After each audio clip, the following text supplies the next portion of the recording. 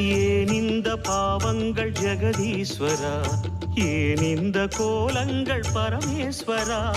ஏன் இந்த தடுமாற்றம் சர்வேஸ்வரா, ஏன் இந்த அவலங்கள் கங்காதரா, மூன்றாவது